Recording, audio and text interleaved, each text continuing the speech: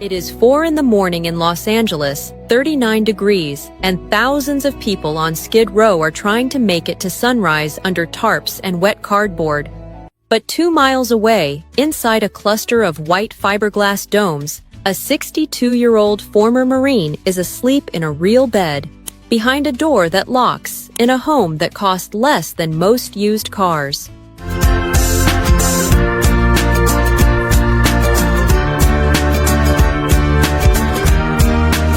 However, what actually happens inside these $2,000 domes, the good and the parts nobody talks about, is nothing like what the news cameras show you. To understand these strange little igloos, you have to go back to a parking lot in downtown Los Angeles in the fall of 1993. A homeless activist named Ted Hayes had spent years living on the streets himself, by choice, sleeping beside the people he was fighting for, because he believed you could not speak for the homeless from a comfortable house in the suburbs. Well, I'm an activist for the last 33 years here in Los Angeles for the homeless situation. I've seen all the sides, and I've been watching what's going on here in Venice as well as in other communities. Hayes had watched shelter after shelter fail the same way. Big warehouse rooms, rows of cots, no privacy, no dignity, and rules that treated grown adults like inmates. People would rather sleep in a doorway than surrender the last piece of themselves at a shelter door. So Hayes asked a question almost nobody in city government was asking. What if the help itself was the thing people could not bear? The answer came from an unlikely place, the world of Buckminster Fuller, the famous inventor of the geodesic dome.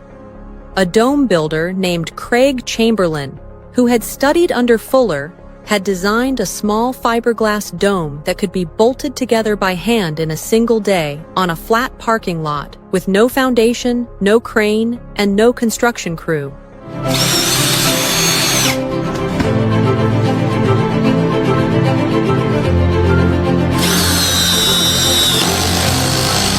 Each dome was about 20 feet across, roughly 314 square feet inside, with a skylight at the top and a lockable door at the front. Hayes secured corporate donations, including a major grant from the oil company Arco, leased a gravel lot beside the Harbor Freeway, and put up 20 of these white domes. He called it Dome Village. Reporters called it the Golf Ball City. The residents called it something much simpler: home. So, what was it actually like to wake up inside one of these things? Residents described mornings that started with soft gray light pouring down through the skylight overhead, because a dome has no dark corners for shadows to hide in. When it rained, the drops drummed on the fiberglass shell like fingers on a tabletop, a sound many residents said became the best sleep of their lives after years of listening for footsteps on the sidewalk. The curved walls held heat surprisingly well on cold nights, and the round shape shrugged off wind that would rattle a normal shed. For someone coming off the pavement, the first night inside was often overwhelming. One longtime resident said he spent his first week sleeping on the floor next to the bed because after so many years on concrete, a mattress felt like it might swallow him. But the domes came with quirks that nobody warned you about. There are no corners in a dome, which sounds charming until you try to put a dresser, a bookshelf, or a bed frame against a wall that curves away from you. Furniture floats awkwardly in the middle of the room. Posters and family photos will not sit flat. On summer afternoons, the fiberglass shell could turn the inside into an oven, and residents learned to prop the door open and pray for a breeze. On cold mornings, the breath of a sleeping person condensed on the curved ceiling, and if you did not crack the vent, tiny drops of water rained down on your blankets by dawn.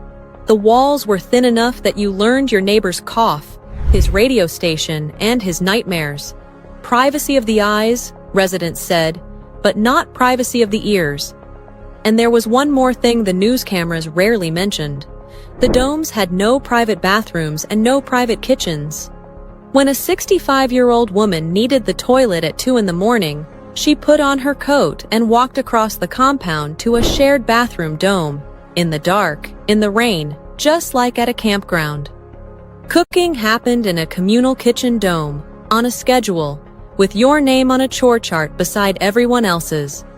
For some people, that shared life was the best part, the thing that pulled them out of years of isolation. For others, it was the hardest part of all, harder than the street in a way, because the street never asked you to attend a house meeting. A full day inside the village had a rhythm that surprised newcomers.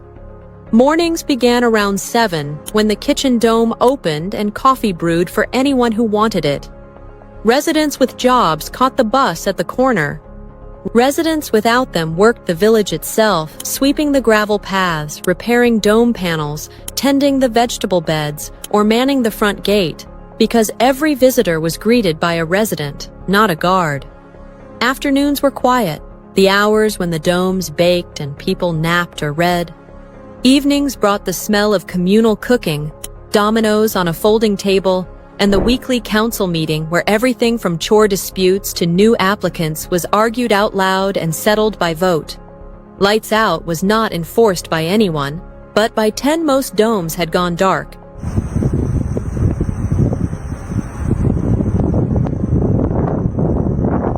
And the village sat glowing faintly under the freeway lights like a string of pearls dropped beside the interstate.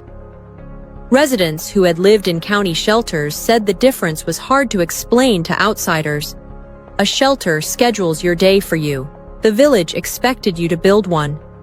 That expectation, several said, was the first thing in years that treated them like adults.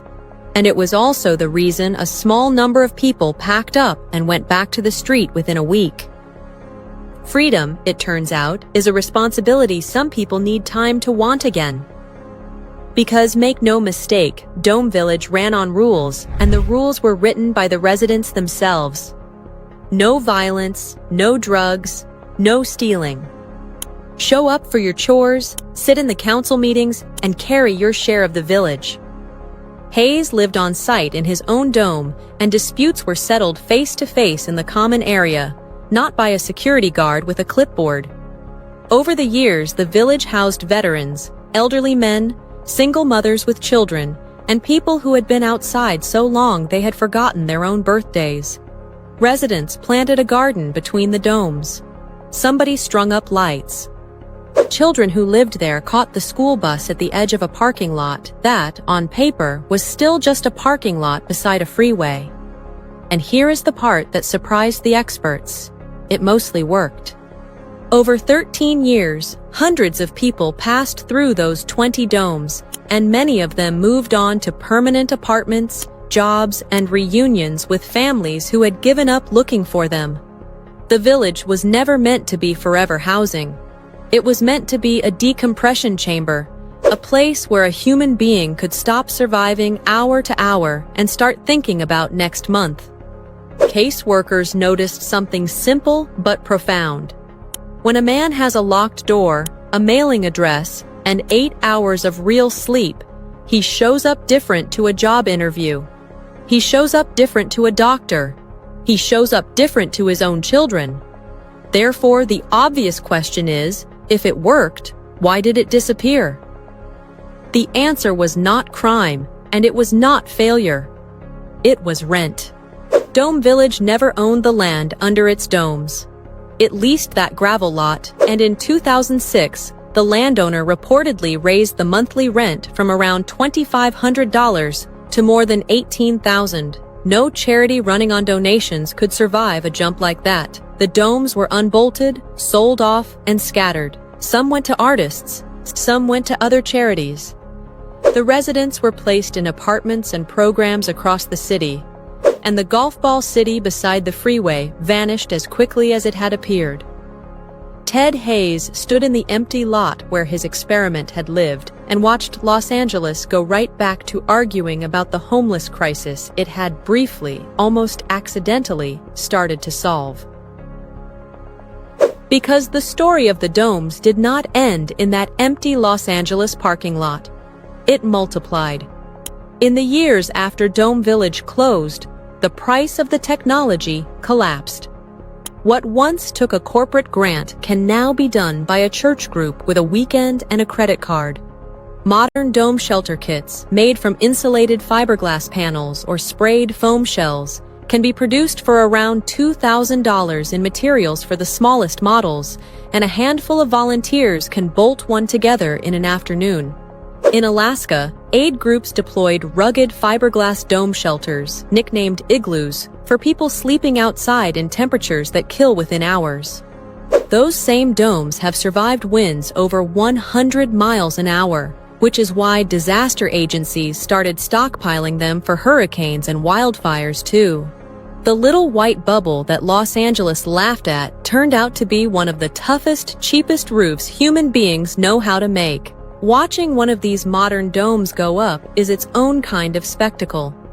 A typical volunteer build day starts at 8 in the morning with a flatbed truck, a stack of curved panels that look like giant orange peels, and a crowd of church members or Rotary Club retirees in work gloves. There is no concrete pour and no heavy machinery.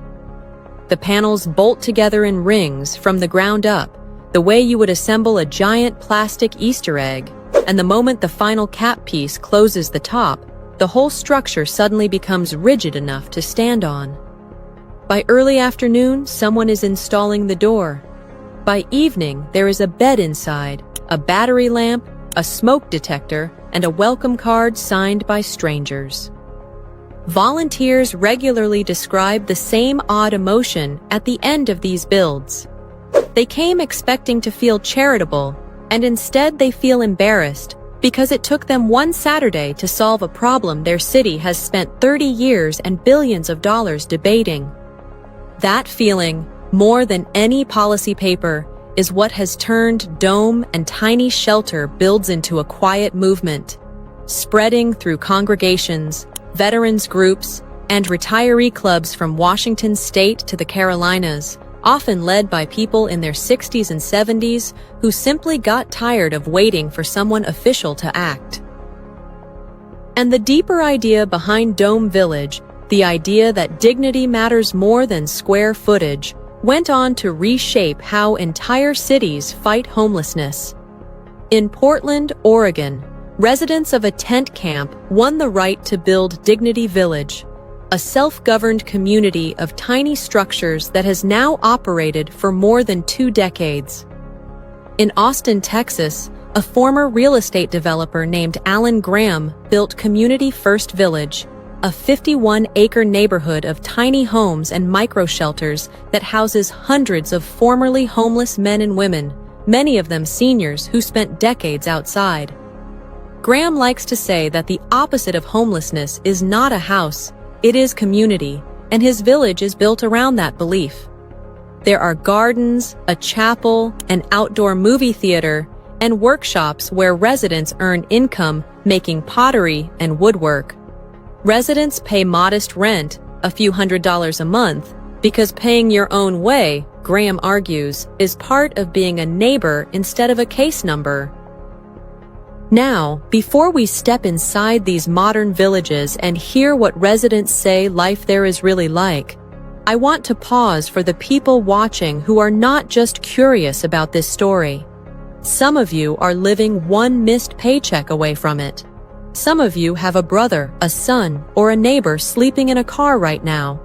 And a heartbreaking number of the people in these villages, then and now, are military veterans. On any given night, more than 30,000 American veterans sleep without a home. That is why we put together a guide called the Veterans Blueprint. It walks through the emergency housing programs, benefits, and little-known assistance strategies that can keep a struggling veteran, or honestly anyone close to the edge, off the street entirely. Some of what is in there is simply too sensitive to say out loud on this platform. If we listed those programs and tactics in a video, this channel would not survive the week. So we put it where YouTube cannot touch it. You will find the link in the description below, or you can scan the QR code on your screen right now. If you are struggling, it may change your next 6 months. And if you simply want to help someone who is, it will show you exactly where to start. So what do the people inside these villages say it is actually like once the film crews leave?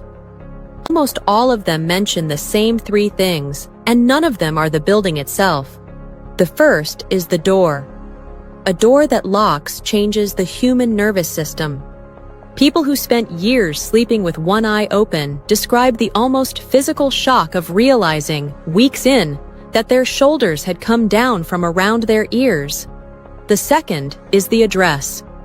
You cannot get a job, a bank account, or most benefits without one, and a shelter bed does not count. A tiny dome on a registered lot does. The third is the mirror. Several residents have said some version of the same sentence. Out there, I stopped looking at myself. In here, I hang a mirror, and the person looking back slowly turns back into somebody I recognize. It also matters who is actually living behind these curved doors, because the picture most people carry in their heads is decades out of date. The fastest growing group of homeless Americans is not troubled young men. It is people over 55.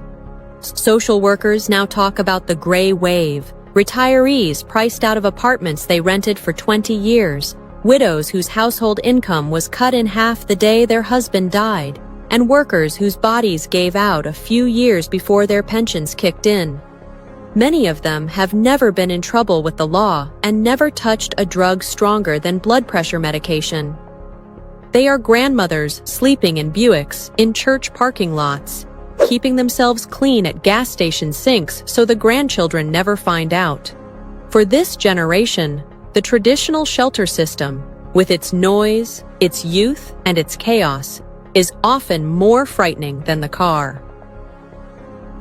A small locked dome in a quiet gated village of people their own age is frequently the only offer of help they will actually accept. Village operators say these older residents also change the communities they join because they arrive with something the villages desperately need. Patience, housekeeping standards, and 50 years of knowing how to live next to other human beings without calling the police about it. But it would be dishonest to tell you this story without the criticism, because the criticism is loud. Opponents call these villages shanty towns with better public relations. They argue that a $2,000 shell with no plumbing is not housing. It is a city giving itself permission to stop building real apartments. Neighbors fight the villages in council meetings, worried about property values and crime, and some villages have indeed struggled with drugs, disputes, and turnover.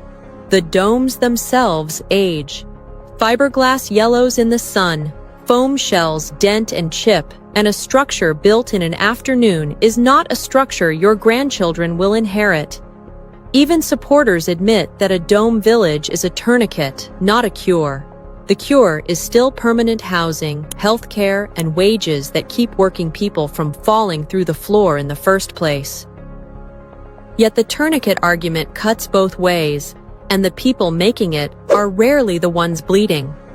A person sleeping outside in America dies decades earlier than the rest of us, on average, from exposure, untreated illness, and violence. Cities routinely spend years and hundreds of thousands of dollars per unit planning apartment buildings that the man freezing tonight will never live to see. The dome builders are making a brutally simple bet. Something imperfect tonight beats something perfect in 5 years. And the data from villages like Austin keeps suggesting they are right. When people are housed, even minimally, emergency room visits fall, arrests fall, and the public often ends up spending less money than it spent leaving those same people on the sidewalk. There is one more scene worth sitting with before this story ends. Visitors to Community First Village often describe the same moment. They arrive expecting misery, and instead they find a retired school teacher watering tomatoes outside a tiny home, a Vietnam veteran feeding chickens, and neighbors arguing cheerfully about barbecue like neighbors anywhere in Texas. One elderly resident, asked by a reporter what the village had given her, did not mention the roof, the bed, or the kitchen. She said that for the first time in 11 years, Someone would notice if she did not come outside in the morning. That is the thing the $2,000 dome is really selling, and it is the thing no skyscraper of studio apartments can automatically provide. Not shelter, witness. So think back to that former Marine asleep in his dome at 4 in the morning while the city shivers around him. His home has no granite countertops, no garage, and no corners to put a bookshelf against. By almost every standard the housing market uses, it barely counts as a house at all. And yet inside that curved white shell are the only things a human being truly cannot live without. Warmth, safety, a locked door, and somewhere nearby, people who know his name. The dome villages of America are not the end of the homeless crisis, and their builders would be the first to say so. But they are proof of something this country keeps forgetting.